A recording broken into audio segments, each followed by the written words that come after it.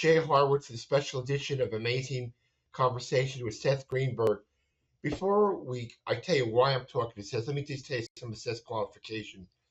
35 years as head coach, Long Beach State, South Florida, Virginia Tech, close to 400 wins. One of the top analysts on ESPN, college basketball, College Game Day, studio host with on College Game with Jay Billis and Reese Davis.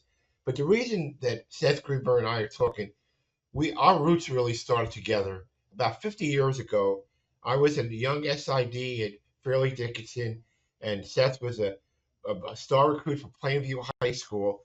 And both of us this spring got a lot of satisfaction when our Knights, number 16, upset number 1 Purdue. What was it like for you, Seth, that day? Well, first of all, Jay, I really do appreciate you. I mean, obviously, you were a young SID at Fairleigh Dickinson. I was a very young player at Fairleigh Dickinson, playing for a very demanding coach, and you helped me kind of navigate those 4 years, and they were great 4 years that we had a chance to share together, and a lot of really fond memories. But I was in the studio. We were, the one thing about the NCAA tournament is obviously we don't have it, but we do report on it. And so obviously Fairleigh's playing that game, and we're sitting in the cafeteria. There's a private area where there's a bunch of TVs. And, the game's a close game. And, I'm jabbing everyone in the room and everything. And then all of a sudden, I kept on saying that these guys have a junkyard dog mentality. Like, they don't really care who they're playing against. I said, they're just going to go out and play. And if they can basically become St. Peter's and impose their identity on the game, I said, this thing could get interesting. And that's exactly what had happened. And it was fun. That whole week was fun. Sending video messages to Tobin and the team. And I've gotten fairly close to that team. I had a chance to speak to them at Tobin's tip-off dinner, and then I followed up and had a couple of interactions with a number of the players and a couple of interactions with him almost every other week. And it was fun just to see how hard they played, how much trust they had, how much passion he had for being at Fairleigh Dickinson. And it gave me a little bragging rights. So it was a great week. I kind of gave Billis and everyone else in the room a good hard time, and I basically said Harvard on a Hackensack. You never underestimate Harvard on a Hackensack. Seth, I haven't forgotten my roots. You haven't forgotten your roots. And even though I've been, I left the FDU in 1980, so that's what, 40, Chris, almost 40 years ago. I still got a sense of pride. We played in a small gym in Rutherford, and it's sense to get FDU on the map. It was great. You haven't forgotten your roots. My favorite Seth Greenberg stories, I don't know if you remember. Do you remember when we played in Texas? Yeah. Go ahead with your favorite story. I'll give you mine. we were in Texas, right? Yeah, I was there in the Texas trip. Yep. So I got in trouble with the official score. I made all of our guys Southern. Do we have a guy in the team named Goldstein? I forget, but I remember starting at guard for Fairleigh Dickinson, Seth Bob Greenberg. I did that like 3 times before the guy said, "What the hell is going on here?" But that was Coach Alabama's philosophy. We play the games away, get in return. Unfortunately, Coach left. Ross Vincent came after. That was fun. What's your favorite story? I have so many fond memories. I mean, obviously, the gym in Rutherford was so unique with the stage, and playing against my brother there at Fairleigh Dickinson and at American University was obviously a really good memory. Made a couple of free throws at the end of that game. That was pretty positive. But my favorite memory is that Georgia win when we went down to Georgia and found a way to beat Jack Dorsey. I remember Coach DeVoe was actually at that game. He was at Tennessee at the time, scouting it for Tennessee, which was really big for Coach Lababo because obviously they were on the same staff at Army. So I remember taking a charge on Jack Dorsey in that game. Probably not the brightest thing I've ever done in my life. And I remember Coach coming out, and as Jay Jorgensen would say, and Coach was like, he wasn't really concerned about my health at that point. He was just excited I took a charge. And he kept on grabbing my jersey and telling me, way to step in there, way to step in there.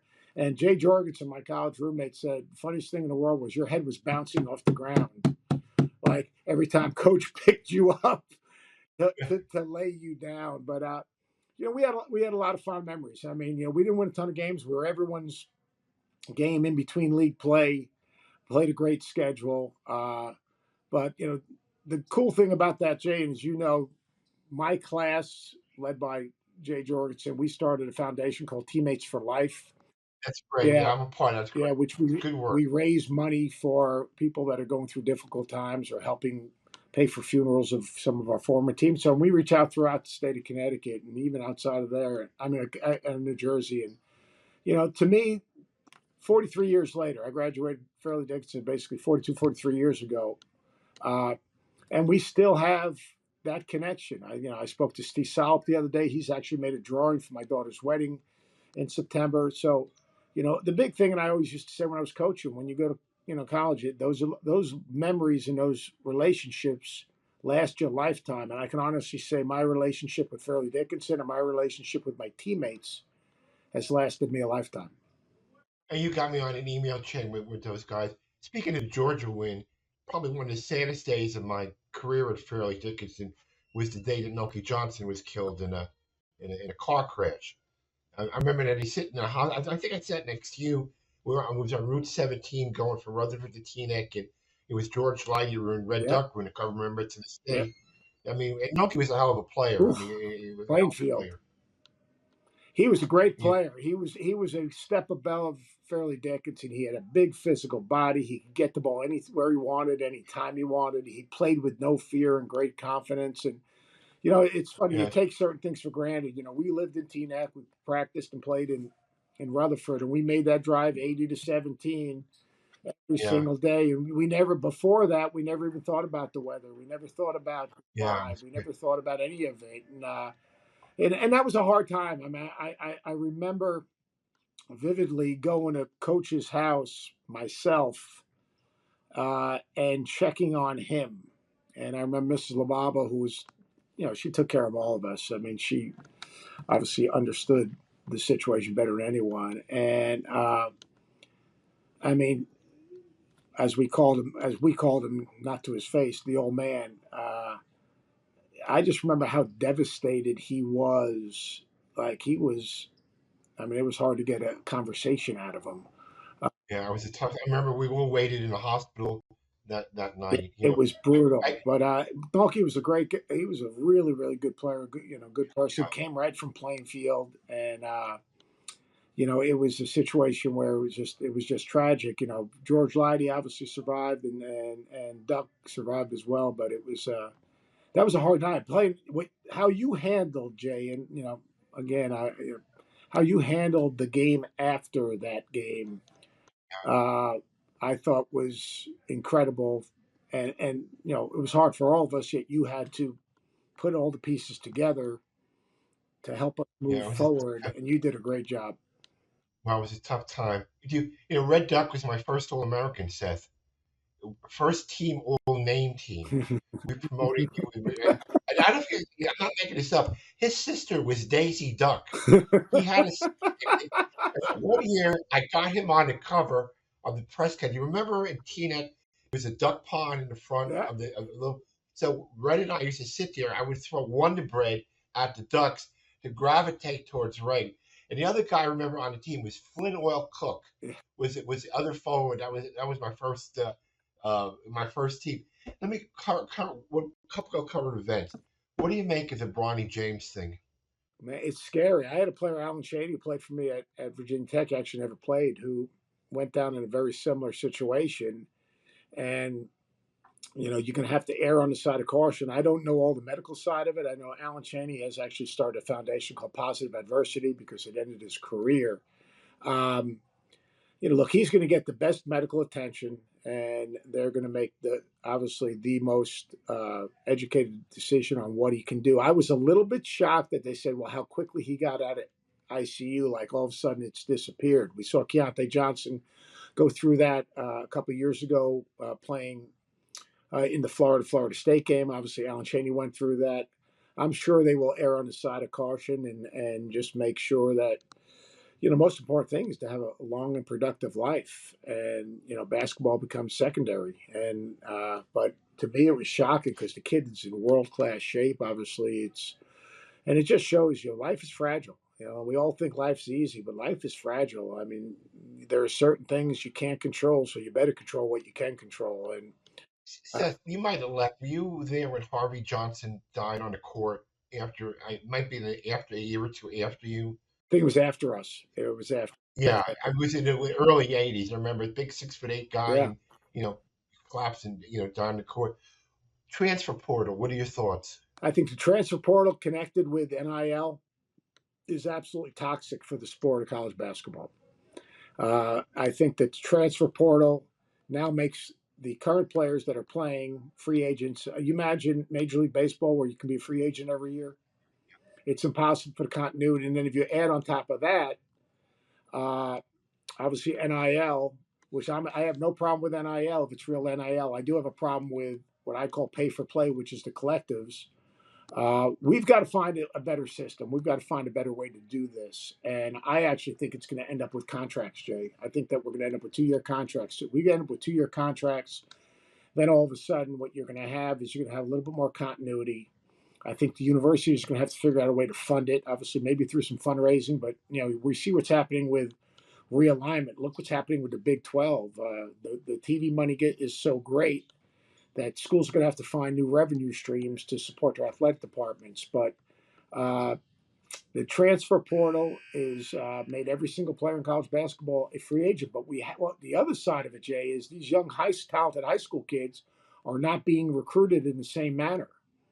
And it's really a problem. And then we've got, on top of that, we've got Overtime Elite, and we've got, G League Ignite, and we've got all these different groups that in theory are good, but there's also going to be a lot of kids that are chasing a dream that will have nowhere to go back to. Like we think you go play it overtime, you take the money, you do all that stuff. That sounds great. It sounds great until you're not an NBA player because it's the most exclusive club in the world, and then you're 23 years old, 24 years old with no education and nowhere to go back to help finish your education.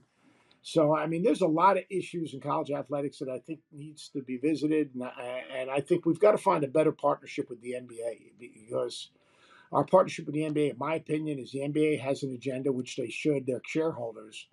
And I'm not sure we're working in conjunction with the game plan or vision of what college athletics is and for the masses, because every single college guy who plays college basketball thinks he's an NBA player. And we know that's not.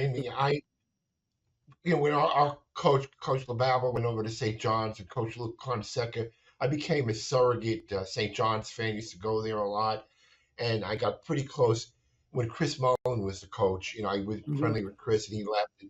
And Rick Pitino's just done a 100% makeover there. I mean, what have you followed about that? I mean, to be a different St. John's team next year. Yeah, look, Rick is the perfect coach for St. John's. He is New York through and through. But more importantly, he's a world-class coach. What he does is he can take his team and beat you, and he can take your team and beat you. Right. He's just, he's got an ability. I said this, I'm in Louisville, so obviously Rick's name's come up a lot. Rick walks into a room and he doesn't have to say a word. He takes over the room. There are just certain people that have that ability. Besides that, he is as good a coach as there is ever been in this game. His passion, his commitment. What makes him a good coach, Seth? Excuse me? What makes him a good coach? He has the ability to connect with players. He has the ability to develop players. He has an understanding of how to put guys in position to play to their strengths. Coaching's really creating a system and putting guys in position to play to their strengths. Show people what they can do, as opposed to what they can't do. And then he's innovative, and he's got the ability to motivate. Now, look, he will coach you hard. He is, and he coaches the same way now that he did, when he took his first job at BU, or he was coaching the Knicks, or he was coaching Kentucky, or he was coaching winning championships at Louisville. He's a master teacher. He's addicted to the game of basketball and loves to be in the gym. And as a head coach, to love being in the gym and helping guys get better. He has that ability. He was one of the first to really get involved with individual player development, which has become a huge trend across the country, and he's probably as good as anyone at it. Seth, how do you enjoy the game day thing, the traveling around? I mean, it's got to go to a different campus and the crowds. Is something you enjoy? Yeah, Jay. I tell people the great thing about ESPN, just in general, is I work with the greatest team that I've ever worked with, and I think that's the biggest thing. It's the people you work with. You know that. I mean, you're only as good as the people you work with, and the selfless people that I work with at ESPN, whether it's producers, directors, research people, all they want you to do is have a good show. I'm talking ball. I mean, I've talked ball my whole life. I mean, it's something I love doing. I'm so invested in the game. I didn't dream of becoming a TV guy, quote unquote. I'm going to start my 12th year. I wanted to coach. I chased that dream there. Unfortunately, I got let go at Virginia Tech. I had a younger family. I wanted to obviously continue to help my family live, and I got this incredible opportunity, and I don't take it for granted. I'm really one of the more fortunate people to live the Speaking of, life I have. But game day's fun. It's fun. Like going out, you go to Kentucky, you go to Kansas, you come here, you go, and you walk out on that, and it kind of you get that energy that you got when coaching. The only difference is, Jay, I don't impact anyone's life, and that's the thing I miss yeah, most. I'm I cry every time I hear Valvano's speech now ah with with Dick Vitale.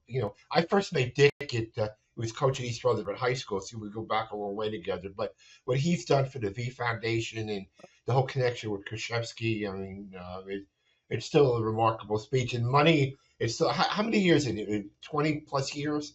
Well, he died in the early mid '90s, didn't he, Jimmy? Yeah, it's more than that. I think it's 25th year, if I'm not mistaken. Yeah. Jimmy grew up in Seaford, Long Island, which is right by us. I mean, he recruited my brother Brad when he was an assistant at Connecticut, and my mom threw him out of the house. You'll get a kick out of this, Jay. I mean, he comes to recruit Brad. We went to the Nets Denver Nuggets championship game. Jimmy went with us because we had an extra ticket, so they moved the home visit at our house back. So we get to the house about 10 o'clock. He's rearranging furniture. He's telling stories at like quarter to 12. My mom goes upstairs. He's entertaining Brad and myself, and we're laughing and we're having a great time. At about 12:30, my mom peeks out from upstairs, goes, "Coach Valvano, you got to go. Brad's got the SATs tomorrow. All right, you need to get some rest." And she literally threw him out of the house. But Ted, did you ever think, looking back from your Fairleigh days, that you'd be close to 400 wins as a head coach? I mean, you had a remarkable career in TV and the coaching run. Yeah, you know what?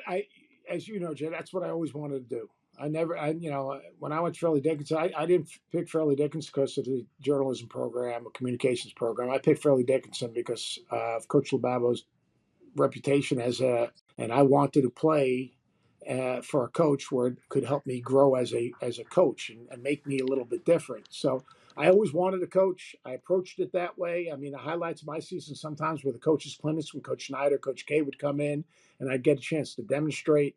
So I mean, that was my dream. I loved playing, but I approached it a little bit differently. And remember, my senior year, I spent my last month and a half my senior year at Fordham with Tom Penders as a graduate assistant, and then I got the job at Columbia. So I've been so fortunate, but yeah, I mean, I've been lucky. I have a lot of friends that never had a chance to become a head coach. I had a chance to become a head coach at a young age at Long Beach State, at South Florida, and then you think about it, I've coached in the Big West, I've coached in Conference USA, I've coached in the Big East, and I've coached in the ACC. I've been ACC Coach of the Year twice. I've been really just fortunate to have a lot of people in my life that have helped me. You being one of them, Coach Holland, and my time at University of Virginia being one of them, and so many others that built bridges for me to cross to have a chance to have a life. Now I've got a great agent. You met him the other day, Gideon Cohn, who Yeah, he's a great guy. Great he guy. helped he helped put me in a position to basically in a lot of ways, which I didn't realize at the time, audition at ESPN. So I've had a lot of great people in my life that have kind of helped build bridges for me to cross to help live the life I've lived. I've been really fortunate, and I don't take any of it for granted. One day, Is your preparation ongoing now for the season? When you start going to full gear, or you do it continually? Who the incoming freshmen. How do you keep track of the transfer portal? Going that's back to been that, how do you hard. do that? That's been hard. That's ongoing. That's just because I think there's going to be more graduate transfers at the end of summer school. To be honest with you, because if you graduate, there was a deadline for transfer portal unless you're a grad transfer. So like there are guys taking summer school classes that are getting eligible at their institution that are then going to transfer, come August, which makes it really hard on the coaches for sure. I approach coach TV like I approach coaching. I put time in every single day. You are your habits. It's one of my favorite lines. You are your habits. And, you've got to work at it every day. Like I was in Texas. I was in Lubbock, Texas last week calling the TBT. So I went over and I spent time with Grant McCaslin, the new coach at Texas Tech, and watched them practice. I'm here in Louisville. Yesterday morning, early in the morning, I went over and watched Louisville practice. I actually spoke to their team and spent time with Coach Payne. So when I get back from this trip, which will be beginning of August, I'll spend 3-4 hours every single day breaking down every single league. You got to know about 150 different teams, and you've got to know if you're good at this thing, you can't have your notes in front of you, Jay. You've got to process it. So I'm not the smartest guy in the world, so it takes me a little longer. So I'll go. I've already started. I've started I do literally a handwritten book. I should do it on my laptop, on my iPad, but I don't. I do a handwritten book. I break down best backcourts, best front courts, best defensive backcourts, best offensive backcourts, best shooters, best playmakers. And then I go through every single league that has more than one potential team that makes the tournament, and I do a scouting report on them. No different than if I was coaching against them. I get out on Synergy, I watch tape, I read, and I'll have about 150 teams scouted by probably my daughter's getting married September 30th, so probably by the 1st of November, I'll have a full scatter report on pretty much anyone I'm going to see and have to talk about in the first month of the season. I got to tell you, I know this is before your time. So my first day on the job at Fairleigh Dickinson, we're playing in Maine, Orono, Maine. I remember that trip. No, I made that trip, Jay. The planes, trains, and automobiles. I made that trip. Yeah, but this might have been. I started in whatever it was. 74. So we're playing Maine in bandbox with Jim. I was keeping score. I copied the numbers down wrong in the scorebook. We started the game with 2 technical fouls. I think we wound up losing in overtime.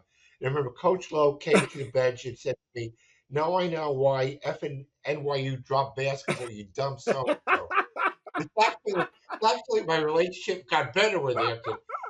I used to remember on the road trips with Al, rest in peace, had the one long hair, used to comb it around like that.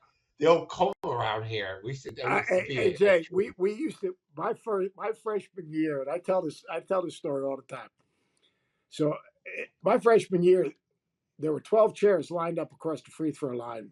My first practice, Fairleigh Dickinson. And, Coach LeBabble, obviously, he taught in high school. He came over for practice, which is amazing in itself. And practice was start, I think, 2:30. And 2:30, no one's there. 2:35, no one's there. We're all sitting down. Dick Wiseman, the assistant coach, told us to sit down.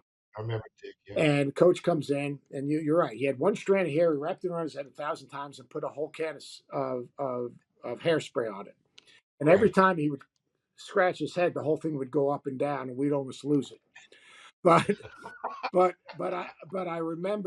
I remember vividly. So he finally comes down from the stairs where his office was, and he starts walking in front of us, back and forth, and like I am about to. We had these white practice shorts and practice jersey. I'm about to crap in my pants. I'm so nervous, and he goes, "Hey, I'm your coach, Al Lowe. I want you to like me, not to love me, because loving leads to screwing, and no one screws with Al LeBabble." And I was like, holy moly, what have I gotten myself into? And then the only other time, Coach Lowe, he called me in my junior year. He called me into his office, and he'd do that every once in a while. Like on the road, he'd call me to his room, and I think he had a couple of bourbons in him, and he'd tell me what, I'll tell you one thing. One day you're going to have a team, and he would go into some tirade, and he would be ripping my ass, McQuinski's ass, Solip's ass, and everything, knowing that I was going to go back and say, the old man is pissed. like holy crap, the old man. And I still remember walking up those stairs, and I thought everything was pretty pretty good with everyone. I mean, like we were doing what we were supposed to do and taking care of business. And I'm sitting down, he's sitting behind that desk, and and he's telling me, well, someday you're going to have a team, and this, and you're going to have to learn this. And he's like, he was kind of serious. He goes, and I can't wait till you have your own team, and and sure enough, we're playing. I don't know. We beat someone, and I got a great phone call from him. I forgot who it was. I think it actually might have been the Louisville win here. But then we played like 2 weeks later. We played really poorly, and we didn't defend worth a crap. And I get this call, and Jay, it was like I was having flashbacks. I was nervous. First of all, the phone rings. He goes, "Hey, it's Coach Lowe." And then you know how he calls sometimes, and it was dead silence for like 20 seconds. Yes. Like he wanted to kind of sink in. Well, he let it sink in. And then he goes, "You guys don't guard worth a crap." And he laid into me like I was a player. Hey, so what I did was I called my assistants up. I said, "I just got ripped by my college coach because we're not guarding anyone." That's funny. One story from me is in my 8 years there, we lost in 36 different states. 36. And I gave that note to Sports Illustrated, who ran with it. And I got called into the president's office and said, "What are you doing? You schmuck?" I thought we did, it was a philosophy back then was be the first team on the schedule, get a good advance, and hopefully we get an arena. But it didn't work out till Al left. But we played in Utah, Virginia, Florida, Georgia, Texas. And it was like 36 different states that we lost, and I thought it was funny. Hey, Seth, it's great catching up with you. It was great. You know what I like about me? We haven't forgotten our roots. You've had success in your thing. I did okay for me. Yeah, pretty good. We still go back to our FDU team, and thank you. You got me on an email chain. I keep in touch with the guys, which I really appreciate it. It's good to hear from guys you worked with 30, 40 years ago. And like to you and Jay Jordan doing great work with the teamwork thing, and our dear friend Tom Baris, who died a couple of years ago. We contribute to them. It's really good to do good stuff like that. Jay, I'll tell you one thing. Just from us, how do you contribute to team? Do you have it? I don't have it in front of me. You can go teammatesforlife.com. Teammatesforlife.com, and you can make a contribution, and all that money goes right out to either former athletes or their families to help alleviate some of the financial stress that maybe some people are under. And we've done a lot of good things, and Jay's done a terrific job. Great job. Hey, Jason Judge. The last thing. We are all so proud of you and what you've done and your legacy and the impact you've had on so many people. And we talk, Jay, I'm telling you one thing. We talk about you almost every time we talk. And we're so, good things happen to good people. You were so good to us, and you're so good at your job. Well, I enjoyed my time here at FDU. It was a good time. And the pros are great, but it's a certain thing, being in the college atmosphere, traveling, being the underdog every place you went, and one last thing for me, we were playing a basketball game at Georgia Southern, and I got on the radio, and the guy said to me, "What is Fairleigh Dickinson?" He says, "Well, Angie Dickinson, the TV actress, Fairleigh was her husband." And I got another call from the school. I don't know how I made it through 8 years there, Seth. I really don't know. I said, Fairleigh Dickinson married Angie Dickinson, but it was fun. I really, I enjoyed the college atmosphere, the campus life, the traveling, the coach out was spirited. And I'm glad you helped me keep in contact with the guy. It means a lot. Yeah, it's been great. And you saved me when I got let go of Tech, and David Wright called me, who was a big Hokie fan, and you guys had me out to the game with my daughter. That was a great part of our healing process. So thank you for that. It wasn't a great PR move and been part of your own school the way you found out you were let go. Yeah, I'm with you. Yeah, David Wright loves the Hokies. He is. But listen, stay in touch, You Seth, got it, and man. I appreciate you.